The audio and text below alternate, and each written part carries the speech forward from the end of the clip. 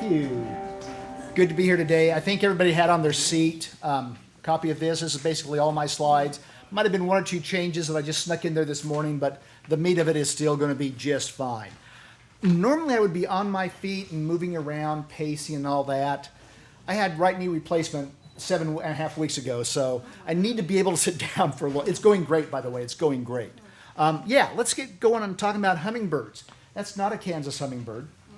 That is down from Panama, a bird called the violet saberwing. Did you forget something? No. Okay. Sorry. I've done a lot of programs for Katie, so I always have to give her a bad time. Violet saberwing, think about our ruby-throated hummingbird. Double it in size and mass, and that's a violet saberwing. Wow. They are brilliantly purple, and they sound like a helicopter when they fly by your ear, so had to throw a few of those pictures in. People want to say, when are they coming? When are they coming? Well, after today and tomorrow, it might be set back a few days, so this is for... Chuck, you got more people than Chuck Moore. What can I say? I know it. You're a celebrity. These are eBird reports, so reports from bird watchers like me and homeowners, and it shows as of yesterday how far the ruby-throated hummingbirds have been reported north. There's a couple of important things to note there. One is there's a lot of reports from down at the Gulf, so the majority of them are just now coming up. You will also see kind of like there's a wave coming up through the Mississippi River, and that's pretty typical with spring migration. It's sort of this broad front that comes up, and they come along. Now, Wednesday of this week, I did have a report from a friend down near Wichita, and she did have a hummingbird, a ruby-throated hummingbird, at her feeder. So even though it wasn't the 15th, I rushed out and put one of my hummingbird feeders up just in case a south wind blew one in. But we've had no more reports since then from Kansas, so they're coming. Katie said 15th of April, that is what I normally recommend. If you want to wait until Monday or Tuesday, I don't think you're going to miss a thing this year. So hummingbirds are just absolutely fascinating. They're unique to the Western Hemisphere, meaning North and South America. Get to Africa, Australia, you've got things like sunbirds that are similar. They're nectar feeders. They've got pretty good flight skills. They cannot fly like a hummingbird does. They cannot fly backwards. It's just not the same. They are tough. I know a lot of people in the fall get concerned. Oh, it's getting frosty weather. Is my hummingbird going to freeze to death? No, they're a mammal. Hummingbirds can be found from sea level to 15,000, 16,000 feet up in the Andes in some very specialized ecosystems. They're species of flowers that are orchids primarily that are only going to be pollinated by a certain species of hummingbird. That's why you see some of these hummingbirds with these huge long beaks, these huge long curved bills. That's because they are adapted to a specific type of heliconia or orchid or some kind of strange flower. There's approximately 360 species of hummingbirds known in the world. So we don't have all those in Kansas. We've got about a dozen here in Kansas. My philosophy of hummingbirds. Good placement and selection of plant material will help encourage hummingbirds to come to your yard. And I love doing this program right now in the middle of April because it gives us an opportunity to set things up for the rest of the summer. Now, to really bring them in, you're going to need hummingbird plants and hummingbird feeders in the plural. People say, how many hummingbird feeders do I have out? Usually 10 to 12. Not now. I mean, going through the spring, it'll be half dozen. We get into August, September, there's going to be a dozen of them up there. What do hummingbirds, or like the sign says, H-birds, I love that. What do hummingbirds need? They're just like us. They need water, and most of their water is going to come from nectar. Now, here's your amazing hummingbird fact number one. From beak to bottom, the process through a hummingbird takes 20 minutes. And they will absorb 98% of the carbohydrates out of that nectar. Now, how many of you ever told kids, grandkids, nieces, nephews, somebody, you can't live on candy alone? Yeah, we all have. Neither can a hummingbird. They can't just survive on nectar, on sugar water. What else do all mammals need? Protein. Where do hummingbirds get it? Bugs. Small flying insects. A lot of hummingbirds, especially in the late summer, on their southbound trip. They'll get they'll go feed on the nectar, they'll go up and land in a tree, then they'll start going up picking up all these little insects off the bottoms of the leaves. Just going crazy that way. Then they need, that's the food, cover, shelter, protection. They need shelter from weather and predators, safe resting and roosting and nesting locations. They just need some place to be. Now, in Kansas, the ruby-throated hummingbird is going to be eastern third. Really, nesting records beyond about Salina don't exist. They'll migrate through 2/3 of the state, but they're really focused on the nesting through the eastern third. If you have hummingbirds coming in during the month of May and you get to the second week of June and you haven't seen any hummingbirds at your feeders for a while, it means you don't have any nesting in the area. At that point in time, you can just take the feeder down or empty it and just leave it up. And if you happen to see a hummingbird there, go ahead and refill it. But they really are going to be coming through, and most of them are going to be going north. I'm getting ahead of myself here. Okay. Eastern U.S., from here east, 99.99999% of the hummingbirds you see will be ruby-throated hummingbirds. Adult males, adult females, or in the latter half of the season, juveniles. Always be on that lookout for 1 in 1,000. Emphasis on that in a minute. The following is a list of the hummingbird species that we have seen in Kansas. Mexican violet ear, just got our second record last summer from down by Lawrence. Black-chinned, anise, calliope, broadtail, but we don't, what else? If you look at Missouri, at Iowa, at Nebraska, for crying out loud, there are species that they have seen there that had to fly over Kansas to get there, by golly. So, I mean, just always keep your eye open for something else that might be coming along. Now, July of 2010, County Fair had just gotten over. It was a Sunday morning, and I'm out filling the feeder, glad that the County Fair was finally over. 2 people over here can appreciate that, former county agents. And as I'm getting the feeder out there, I hear this strange trilling, buzzing noise, and I'm going, that's not quite normal. I go in, stand at the kitchen window, and this beautiful adult male rufous hummingbird comes to my feeder. For 20 years, I had been waiting for that bird to come to my feeder. Now, my wife is a bird watcher too. I don't want to see a bird that she doesn't see. It just isn't pretty, okay? Let's just leave it go at that. And she's in the back of the room right now.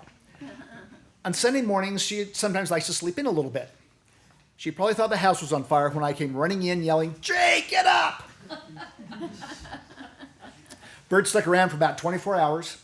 We would literally sit in lawn chairs underneath a redbud 15 feet away from this bird and take pictures of it. And it would chase everything else away. You think a young, immature male in the fall is aggressive? Nothing on this guy. Once we moved out to the farm a couple years ago, we also had immature rufous hummingbirds show up. Now, a lot of times, like the picture on the left there, you can see sort of this rufous wash in the sides. Ruby-throated hummingbirds will get that too. So that may or may not mean anything. What you want to look for is the rust in the tail. A rusty tail is always a sign that you don't have a ruby throat any longer. So just a couple things to, heading off a few excited phone calls here. Okay, what else do we have on a regular basis? Now, if you live in Garden City, Kansas, you're going to have 5 species of hummingbirds most summers. 5 species. You're going to have broadtails. You're going to have the little calliopes, tiny little suckers. You're going to have black-chinned hummingbirds. Now, this is a very important illustration of some hummingbird anatomy, I like to call it. The purple part there is in the males where it has that iridescence, that glowing stuff. That's called the gorget. And in most species, if it is not in direct sunlight or getting a good strong dose of sunlight, it will look black. So a lot of people will see an adult ruby-throat male sitting in shade or poor light and think they've got a black-chinned hummingbird. But you've just got to wait and see if you get a flash of red or a flash of purple. This purple is K-State purple all the way. It is absolutely gorgeous. This is the next one I'm hoping shows up at my feeders. And then, of course, the ruby-throated hummingbird, the hummingbird du jour, as I like to say it around here. Okay, I kind of alluded to this. We are right at the start of spring migration. It's coming up. It's building up on the coast, and I think in the Gulf Coast, and I think in the next week to 10 days, there's going to be hummingbirds all over the place for a short period of time. At this time of year, hummingbirds have one thing on their minds. I'll be nice and say nesting. They're driven by natural forces, and they have one goal, and that is to get to the breeding grounds. About 90% of the hummingbirds that come through Kansas during the next 6 weeks are going to be going further on north. How far north do they go? Clear up to the timberline in Canada. They go a long ways up. Keith, would you hold it down back there? I'm trying to get the door prize over there. Okay. Now, nesting takes place, and starting about the fourth week of July here in Kansas, southbound migration starts. At that point in time, they've got all the time in the world. And that's when the real action starts. So our goal right now is to get the yard prepped to make it hummingbird heaven when they come back through in July and especially August and early September. That's going to be your focus, and trust me, at our house, that's what the focus is all about. Now, did I not just go through that? Oh, the other thing about the fall is, or the late summer migration, is a lot of those western species, rufous, black-chinned, broad-tailed, all those that nest out in the Rockies, as they start to come south, they get wanderlust, and they start moving around. They get caught in the jet stream. They decide, wonder where this wind current goes, and they take it. So that's when we can really start seeing things show up. My friends in Garden City, their spring hummingbird season is just bleh. But boy, it starts about the 1st of August, and they're just seeing all these wonderful, great hummingbirds. So, okay, that's what I missed there. Let's talk about a ruby-throated hummingbird. I got to get my props out here. Hang on. Need that. Going to need that. These are not big birds. They are not big birds at all. What is amazing about all birds is when we see them going to our feeders, perched in our yards like that, they tend to hold the feathers out away from their body. And they change how much it's out depending on whether if it's a day like this, they're going to really puff up because they're trapping air. They're trapping air because they want to stay warm, and they're very effective at it. So if you get a bird in the hand or a bird that has died, you will find that it is much smaller than what you think it is. A lot smaller than what you think it is. About 3.5 inches long, 4.5 inch wingspan. That's a penny, that's a nickel. Hummingbird, ruby-throated hummingbird weighs somewhere between them, about 3 grams. Not big at all. Lifespan, the record for a banded ruby-throated hummingbird was 12 years, and that was in the wild. We feel that most of them probably make it 3 to 5 years. Think about how fast their heart beats multiple times per second, and then for 5 years. My goodness. Memory is excellent. If you have a hummingbird feeder in your yard, and the hummingbird visits it this spring on the way north, there's a good probability that if it survives the summer, it will come back there in the summer, in the late summer. One year, if you remember that picture of my rufous hummingbird, it's on a fence post, had a bracket that comes out. I always hung a hummingbird feeder there. One spring, it was getting into late April. I was negligent and had not put my hummingbird feeder out yet. And I look out the kitchen window, and here's the male hummingbird, right where that feeder had been the year before. There was absolutely nothing on there for it to indicate that there should be a feeder there. That was because he knew it was there because there was one there last year. So they will remember. They're absolutely amazing. Okay, nesting in Kansas from the wonderful book Birds of Kansas, Thompson et al. Nest building from early June to early July. Eggs have been found in nests from the middle of June to the middle of August, and nestlings from late June to late August. That's what we know about right here in Kansas. Nest site. Now, this is where we destroy Walt Disney animal fallacies number 2. The male hummingbird has one role: to make sure that the female hummingbird lays fertile eggs. That is it. Doesn't help with the nest building, doesn't help raising the young, nothing. That's it. So, nest site is determined exclusively by the female, often near the tip of a downsloping branch. Now, how many times have you noticed those hummingbirds come into your feeder? And a lot of times they come in low and they pop up to it. This is an aerodynamic approach that allows them to go fast, and then by going up, they stall out and they land. They minimize their slow speed flight to minimize how much risk they might be from a predator. They want the same thing at the nest. They want cover above, they want open space below, so they can go pop, and land just like that. Generally, deciduous trees over coniferous trees. Nests have been documented from 1.5 feet off the ground to 50 feet off the ground. Most of the time, it's going to be 15 to 25 feet off the ground, give or take. Availability of food is the number one driving force. Insects and nectar. That's what it comes down to. Professor Bent in the 1940s, he didn't do all this study. He had graduate students. I know he did. That's just how they do things. Did a lot of studies on a lot of birds. And I share this because I just find it somewhat fascinating, somewhat humorous.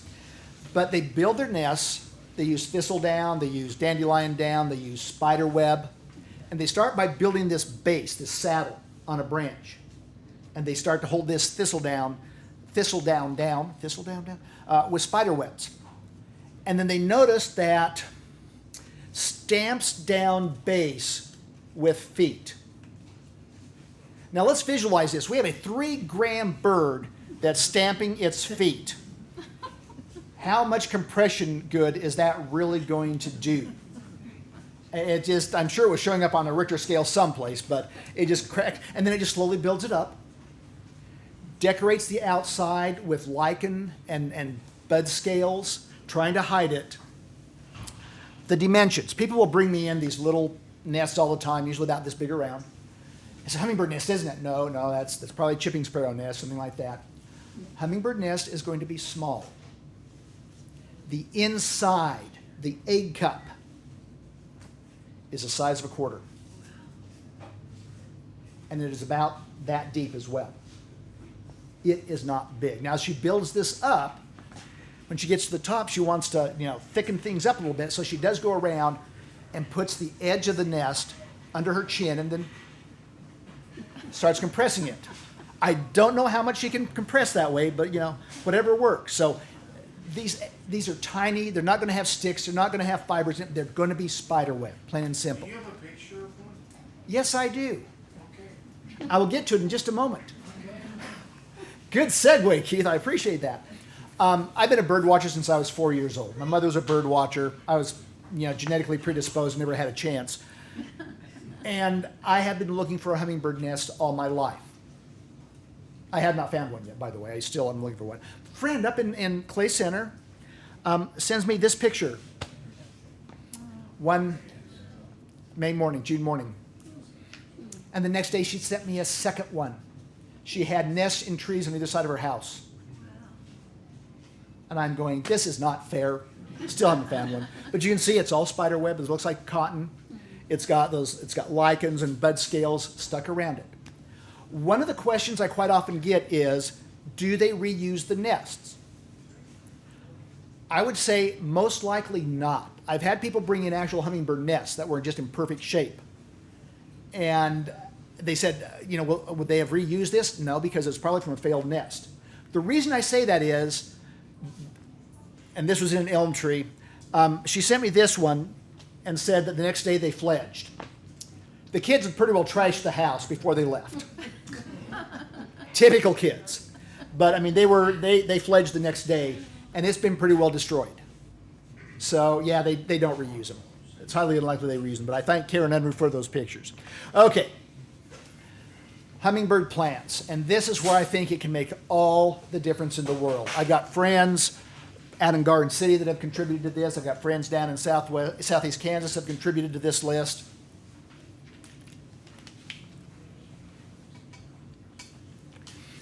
So, hummingbirds will feed on more than just red flowers. Quality and quantity of nectar. But red is a flashing neon light to a hummingbird. If you don't think it is, put on a red t-shirt, a red cap, something, and then sit quietly a few feet away from your hummingbird feeder someday. They will check you out. They are bold. I had a friend that was a researcher and ornithologist down in Louisiana that once said, Chuck, if hummingbirds were the size of crows, it wouldn't be safe out in the woods. I have been hanging feeders back up, and they will come in and start feeding. It's like, dudes, come on, give me a break here. So, salvia is my number one plant. Either the traditional salvia, one of the newer varieties. They just love this stuff. Just love this stuff. Like I said, get a mix of red and other colors. Get a lot of red there, and then they will start checking out everything. One of the things I don't have in here, in the last 2 years we found them at our house hitting a lot, were zinnias. Good old-fashioned zinnias. So I yet to put it in here. I don't know why. Agastache, I don't know how you pronounce it. 20 years ago, it was almost impossible to find this in the trade. Now it's being carried a lot of nurseries. Great plant, full sun, full heat. It loves it. It loves it. Okay, trumpet creeper is a native plant to Kansas. Trumpet vine, trumpet creeper, call it what you want to. Before you plant one, make sure you have a lot of room. A lot of room. Where we lived in town for 30-some years in Junction City, small 5,000 square foot urban lot. Spring of 1987, first spring there, I planted one trumpet vine in the backyard to climb along the fence. And in the spring of 1988, I started trying to kill that one trumpet vine. It was still alive 2 years ago when we sold the place.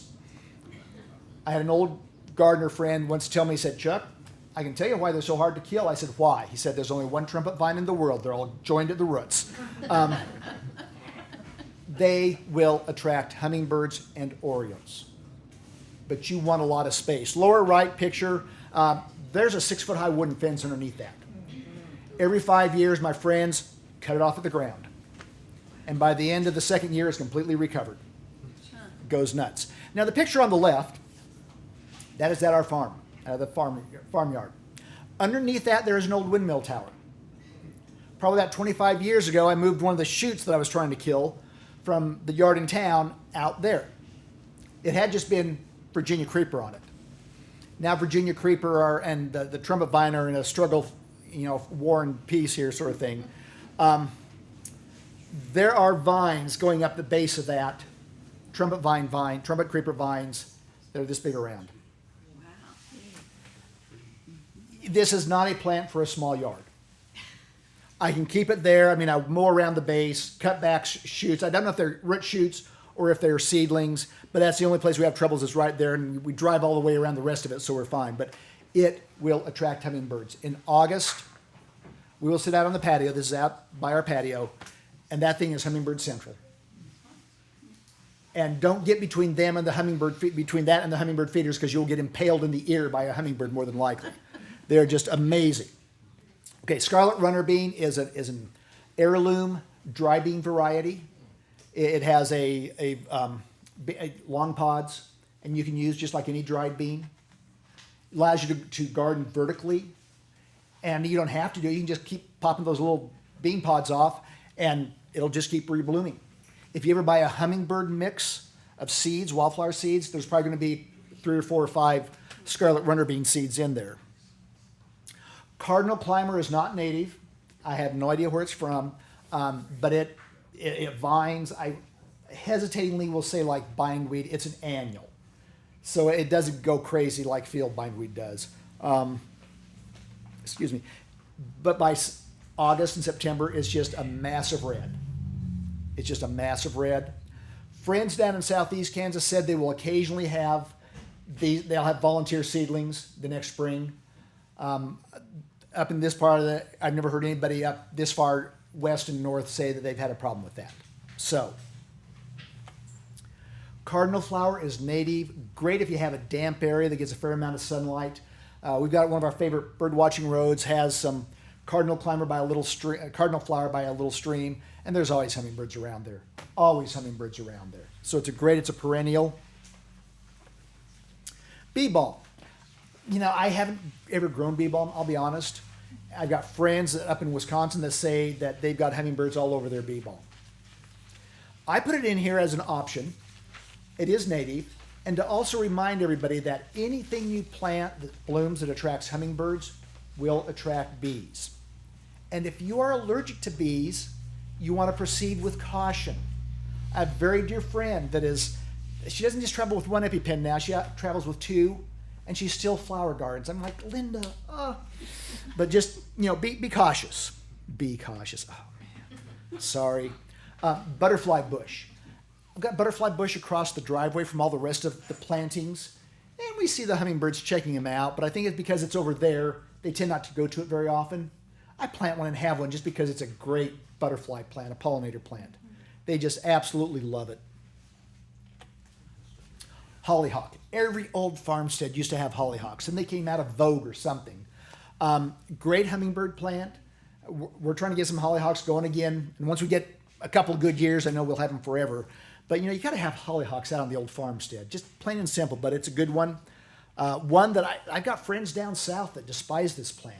By south I mean Alabama, Georgia, Mississippi, because it'll seed and it'll become a weed. I have never seen that problem up here. It's a great plant if you've got a neighbor that you don't want to have to deal with. Just plant them about a foot apart, and it grows up and you scream. You don't have to look at it. You don't have to listen to them. It's really good. Can you edit that? No, just kidding. But it is a good hummingbird plant. It does grow quickly, and it blooms well into the late summer. Cannas. My wife and I were down at one of those big fancy gardens in Georgia one September, and they had this huge landscaping mound. I mean, further across than this room is. And it was covered with cannas, and then there was a grassy area and then trees. And as you walked around that, you were constantly getting buzzed by hummingbirds, just coming and going. So needless to say, out around the windmill tower, we're now preparing an area to plant a bunch of cannas this spring. So I don't know why I haven't planted any sooner, because my wife said, why don't we have cannas out there? I went, I don't know. So now we're going to have cannas. Okay, simple, basic considerations for planting. Masses look better than, a plant here, a plant there. A mass.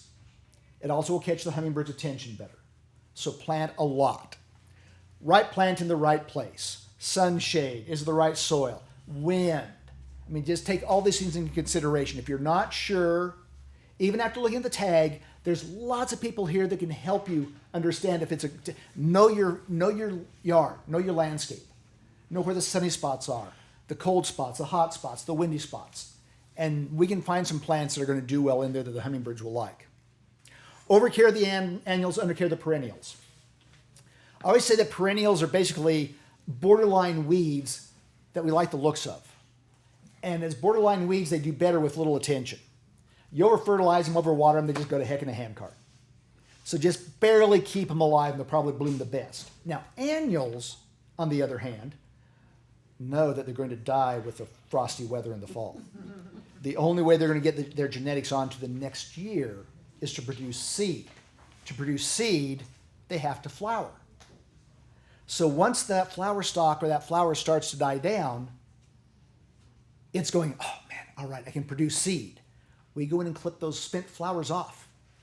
And all of a sudden the flower goes, I've got to bloom again. So by fertilizing them, keeping them watered, clipping the flowers off or deadheading, we stimulate continual production of flowers. Salvias are very important on that regard. Orioles.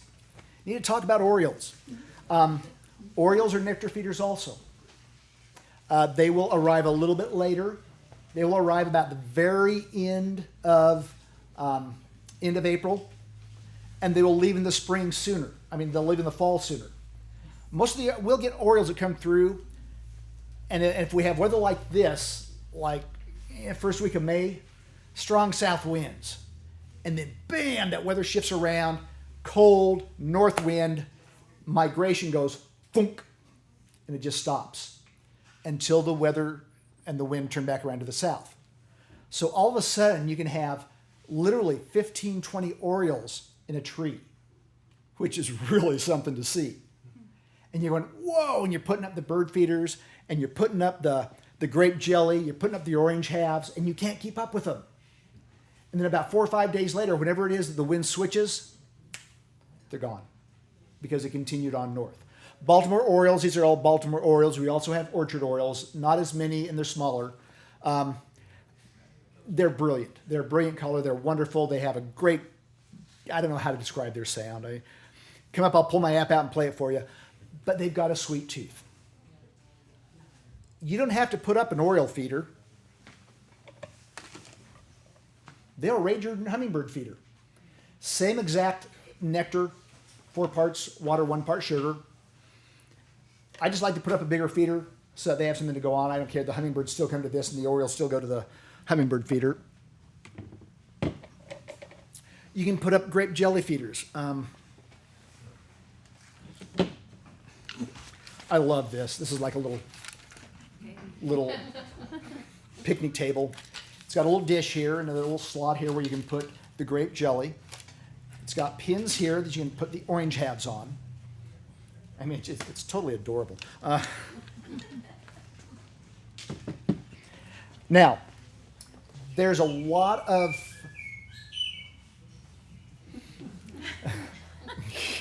there's a lot of discussion right now in the birding world about whether it's a good idea to feed any birds.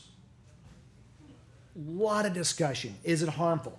Should we not be feeding grape jelly? Should we not be feeding... I think my wife played the Oriole call is what she did. I finally figured it out. Should we be feeding oranges? Should we be feeding the nectar water? There's a lot of opinions out there and not a lot of scientific research, plain and simple. When I do my program in the fall about winter bird feeding, I remind people, we're putting out feed not to improve the chance that any one bird or any group of birds are going to survive any better. We're doing it to get them closer to us so we can appreciate them better. Plain and simple. Plain and simple. So we put out a little bit of grape jelly. Some people put out, we'll go through probably a couple dozen oranges. If I keep the squirrels out of them, I wouldn't go through so many. But you don't have to have orange color in the nectar, just straight like it is. During May and early June, when they're first here and going through they tend to hit our feeders a lot. From then on, we just don't see them coming to our feeders very often. Now, I've got a friend in Lindsborg. He goes to Sam's Club and buys a case of the biggest jars of grape jelly that he can find. And they are at his feeders all summer long. I don't know what's different, but it's just, he goes through it like crazy. Their southbound migration is going to be, by the end of September, 99% of the Orioles are going to be gone. Hummingbirds will trickle on into the first 10 days of October. You will find that there are other bird species that have a sweet tooth also. Not that birds actually have teeth. Mockingbirds, catbirds, robins, brown thrashers. I mean, they'll all come into the feeders. So it's not just them. So what really fun is to watch the hummingbirds try to figure out how to deal with a grape jelly. But anyway, any of the things that are designed for hummingbirds, Orioles are probably going to raid anyway. Okay, right now. Once it warms up Monday or Tuesday, get at least 1 feeder up. And after you see that first hummingbird, maybe get a couple more feeders up. Don't fill them completely full. That's the thing that a lot of people, I filled it, because you need to clean them out every 2 to 3 days. Well, in weather like this, probably every 4 or 5 days, but you need to clean them out periodically. So think of all the sugar you're throwing away. Somebody said, how much sugar do you go through in the summer? I said, we'll probably go through about 20 pounds of sugar, 30. You don't have to fill them up. Just have enough in there so if they come and visit, they've got some food. That's all it takes. Because mixing up the nectar is really easy. You don't need red dye in the water. This is another area that there's a lot of discussion right now. Remember that thing that I told you earlier that it takes 20 minutes beak to bottom? Hummingbird banders in Louisiana figured that out because they were feeding dyed nectar to the hummingbirds, because when you band a hummingbird, you've got to feed it. I mean, it's a whole separate world than other bird banding. But this gal was feeding dyed nectar, and then she'd work them, and she had a little cage that she'd put them in, and 20 minutes later, she was getting pink droppings. The other amazing thing about hummingbirds, birds in general are very water efficient. They have one form of excrement. They combine feces and urine together into what bird watchers affectionately call whitewash. You all get the picture. Hummingbirds are one of the few species, because of their high liquid intake, that actually urinate. They take in so much water by capacity, they actually urinate. So fascinating. And we've seen them fly out. Anyway, red dye concentration in the hummingbird nectars, when you mix it up, is about 17 times higher than what the FDA allows in human food. Which gives little, flashing buttons to me. It's like, but you don't need it. They sell it here, I know, and they'll keep selling it long after I'm gone. But they do have some now that doesn't have the coloration in it. All you need is a small amount of red on the feeder. I mean, we're talking as much red as on your little fingernail. And they will see it. They will see it. Can't have too many feeders. Do we ever have troubles with that one or two young male hummingbirds that are driving everything else away? Yeah, testosterone's a dangerous drug.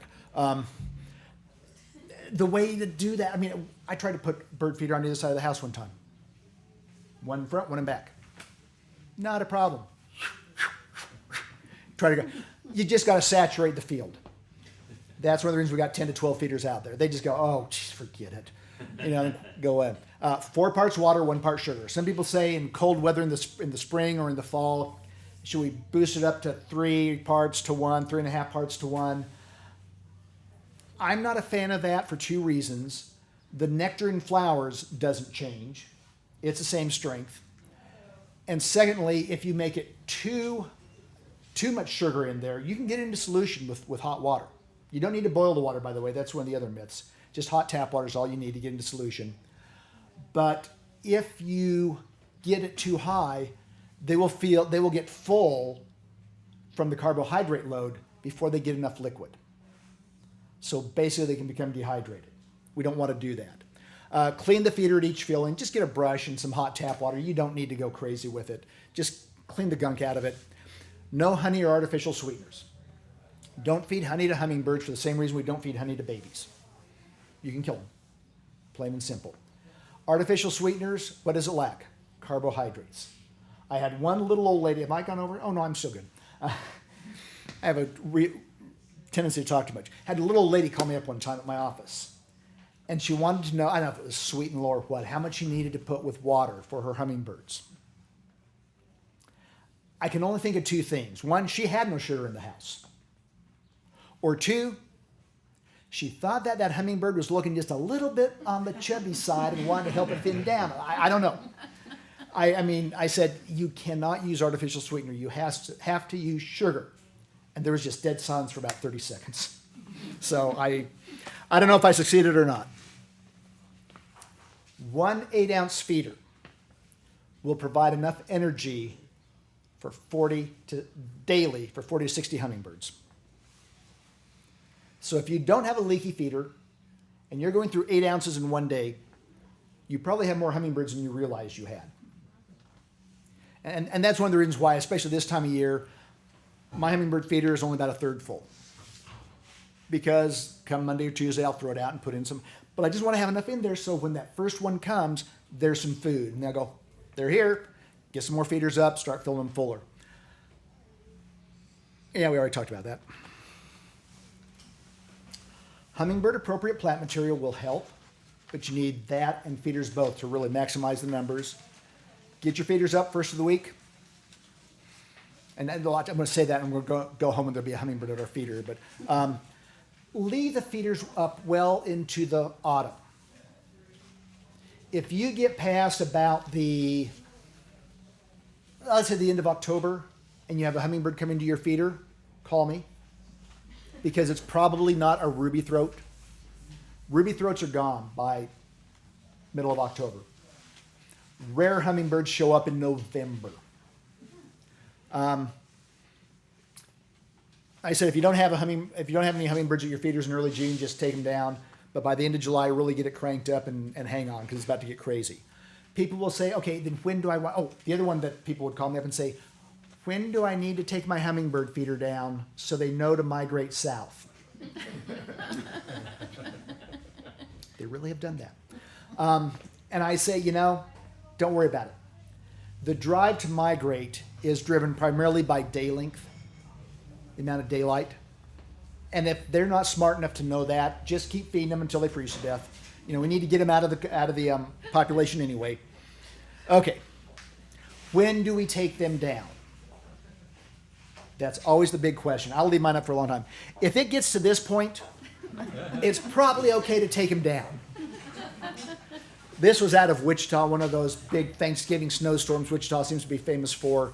And a friend sent it to me, and I said, hey, can I use that picture? That is just too awesome. And that's a nice glass hummingbird feeder. I hope they got it down before it broke. Of course, that much sugar in the water, it's probably not going to freeze real easily. Okay.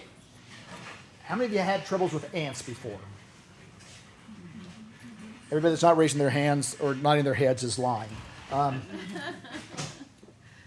Forget about the Vaseline on the fishing line and all that.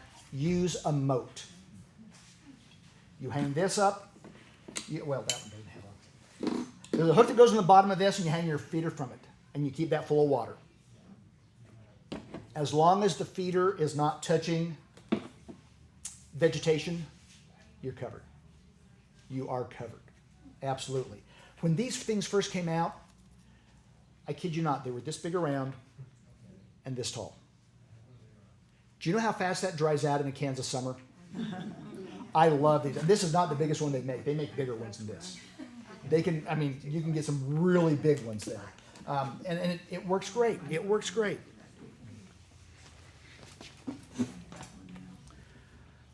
No hummers at feeder, I'll talk about in a minute. Bees.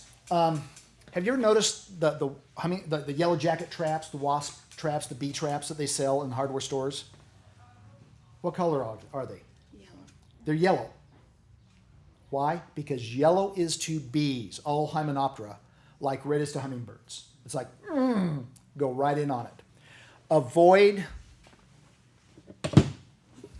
yellow parts on hummingbird feeders, because that's going to be attractive to bees. Dripping feeders, just get rid of them. It happens. I was filled the one feeder that I've got out right now, and I was watching it really close, and I was spilling water out of the ant moat, but I wasn't spilling nectar. That wind was blowing on Wednesday and Thursday. Avoid yellow. Got a friend down in Pittsburgh that puts those little cocktail straws, sticks them down in here, and then cuts them off, and then you basically are trying to get something so that the bee's tongue isn't long enough to get to the nectar. Some of the new style, you're not helping here, there we go, have longer access holes just for that very reason. I thought I saw another one here like that, but there's ways to get around that. There's a lot of the Perky Pet company I know has some new things you can snap into them that are further up so the bees can't get to them. It takes time. It takes time, and if you've got a leaky feeder, just give up and get rid of it. Turn it into a decoration. No hummingbirds. Every year I get contacted from people that I'm getting no hummingbirds. What happened to the population? Was there some catastrophe? No, usually not. One of the situations that I've run into is what I call neighborhood feeder saturation. Hummingbird feeding has gotten so popular in towns that everybody's got a hummingbird feeder. So your feeder, your backyard, is one stop on the big neighborhood buffet line. Now, we live out in the country, a good quarter of a mile away from the nearest house. We don't have a problem with that. So putting up more feeders, creates less stress for one thing. Populations of birds can be cyclical. We have situations come along, either here or in their wintering grounds, that can wipe out part of a population. It happens. A couple years ago, we had that really cold February, brutally cold, hammered eastern bluebirds, and the numbers are slowly starting to rebound. So those kind of things can happen. Something can change in your neighborhood Somebody cuts down a certain big tree. Something that you don't think is a major deal can just change the dynamics for all the wildlife in an area. But normally what will happen is in a year or two, it tends to cycle back around and it's going to be just fine. Myths. Hummingbirds migrate on the backs of other birds. Specifically, I've had people tell me in full, in-depth belief, hummingbirds migrate on the backs of geese. So I'll just kind of stroke my chin for a minute and say, when do geese migrate north? Oh, in March. And hummingbirds arrive the last half of April. Do you see a time disconnect here? I said, when do the geese come back? In November. He said, hummingbirds are gone by early October. See a time disconnect here? Hummingbirds are powerful flyers. Hummingbirds winter in southern Mexico down through Central America, down to about northern Panama. Yucatan Peninsula down here, and there's the Gulf of Mexico, and there's Texas. Hummingbirds will launch off from the Yucatan Peninsula and fly nonstop to the Texas coast. And if they hit a weather front, a north wind, before they get there, they will drop into the water and die because they will have lost 40 or 50% of their body weight, unfortunately. So, no, they don't migrate. No self-respecting hummingbird would hitch a ride. Finch feeders should not be near hummingbird feeders because the finches will kill them. A finch can't catch a hummingbird. It's just not possible. And I've got a hummingbird feeder here and 2 or 3 different kinds of finch feeders right here. My only problem is the stupid finches, goldfinches and house finches, land on the shepherd's hook that my hummingbird feeder is on and poop on my stupid hummingbird feeder, and then I got to clean it off. That's the only problem I have with that. Predation is not much of a threat. They are such agile flyers. They are not easy to catch by anything. You go into the literature, you're going to find a lot of things that are mentioned because somebody one time saw a cat. Now, cats are a big problem. Don't get me started. Shrikes, somebody saw a Baltimore Oriole kill a hummingbird. Okay. Large spider webs, which is so ironic because they'll take spider webs out. So they'll use spider webs for their nest. Praying mantises, that's legit. Our native mantises aren't the problem. It's those big Chinese manates that start hanging out by the feeder and they will catch and kill a hummingbird. So those aren't doctored. Accidents, there's things like common burdock has this nice rosy red blossom on it. And late in the summer, it'll have the blossom and then it'll have this seed pod on it that's got all these long, hard hooks. And the hummingbirds can get caught in those. Remember, we're talking about a very tiny little critter. So if it dies and falls to the ground, it just kind of disappears. It just kind of disappears. If you're interested in way more information, there's a great book on hummingbirds by Sherry Williamson. This is the original version, Peterson Field Guide. I think you can still find it on Amazon and places like that. Sherry has been working on a new edition of this. It's going to be coming out by Princeton University Press. I got to see some advanced pictures of some of the plates here several months ago, and it's going to be amazing.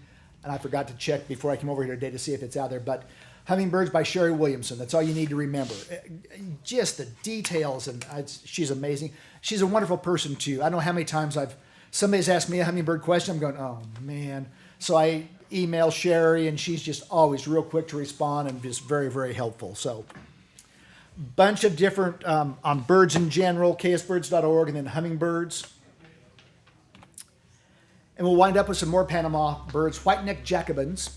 That's the 2 on the left and the one that's hovering. The one on the lower right, we had 6 outstanding bird watchers from Kansas down there watching this bird, and we never did figure out which hummingbird species it was. We couldn't agree on it, so I have no idea. But the white-necked Jacobins were one of my favorites. So, questions? I do have a comment. You recommended bees bomb. I would warn people can be very aggressive. If you ever try to get rid of it, good luck. Worse than trumpet vine? I don't know about that. I know there are many different varieties and types of bee balm, so Monarda species, proceed with caution. Yeah. Keep the Roundup handy. Questions? I'll be up here for a while if you want to ask questions. I'm not going to ask that question in front of all those people. That's fine. I'll be up here. feel free to ask. Katie? Well, so you set your feeders out here soon, but when would be like the most active time going forward here in the upcoming months? During May, last week of April, first 3 weeks of May, we're going to get a lot of hummingbirds migrating through. But we get to August, that's when it's 1st of August to the middle of September. That's Hummingbird Central. Yes. Would you get a large thing, or just have smaller? This is from Nature First Nature. And I'll be honest, I ordered a dozen of these directly from the company a year ago. Only the great thing is, they've got like 3 or 4 different sizes of these. I've just got the 16 ounce. This is a 32 ounce. And honestly, I think if you've got a 16 ounce, it's a great plenty. Okay. So if you've got a lot of hummingbirds coming to your, and you're going through an 8 or a 16 ounce feeder, like in less than a day, yeah, then go to something larger. That's never happened. Yeah, never say never. We were vacationing in southeast Arizona in August one year, and everybody's going, southeast Arizona? It's not as bad as you think it is, because they've got like 30 species of hummingbirds down there. And we were at a bed and breakfast, a hummingbird B&B basically. And they had 20 feeders. They had benches, and the feeders were numbered. White-eared hummingbird at feeder 7, Their hummingbird feeders were 2-liter soda bottles with a little attachment on the bottom. They bought sugar in 50-pound bags. Wow. Multiple bags at a time. And they would drain them in a day. It was just absolutely amazing. Other questions? Can you get the right bugs to your yard? Can you encourage the bugs that they eat? Minimize your use of pesticides, because so much of what we use is just for aesthetic purposes. But a lot of what they're going to feed on is feeding on the undersides of trees, like tree leaves, like redbud and sycamore, things like that.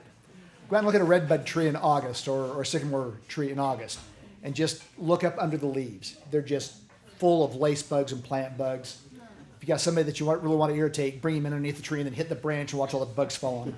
Kind of like the snow thing. Katie, do you have a question? Well, if you don't have a hummingbird feeder spot in your yard and you're trying to decide where to put it, what would be your suggestions? Put it where you can see it easily. Okay. Literally, you can hang them off the eave of this far from your house, from a window. Put it, if you spend a lot of time, like we're out on our patio a lot, most of our feeders are out in the back off the patio, so we can watch them. But it's you can put a little angle iron on the side of the window and hang a hummingbird feeder from that. They'll come in and use it. Should you spread those out with the Oriole feeders, or can they be close together? They can just be right side by side. Not a problem. Not a problem. They'll just kind of trade places keep going around. Other questions? If you've got some of them that are chasing the other ones, Put out more feeders. put out more. Okay. Had a situation one year where those young males, the first year males, they're starting to get their throat collar pattern, and these 3 young males all had different enough patterns that I could tell them apart. I called them Alpha, Bravo, and Charlie, and they developed a game. Bravo would come in to feed, Alpha would chase him off. While Bravo was taking Alpha through the neighborhood, Charlie would come in and feed. Alpha would come back and start chasing Charlie the other direction, and Bravo would come in and feed. So just put up more feeders. Just overload them. I got a county agent friend down in Georgia. He shows pictures from his backyard. 60 hummingbirds in the air at once. Wow. Yeah. It's like, makes me so jealous. So, good to have you here today. Enjoy the weather once it warms back up on Monday. Well, thank you, Chuck.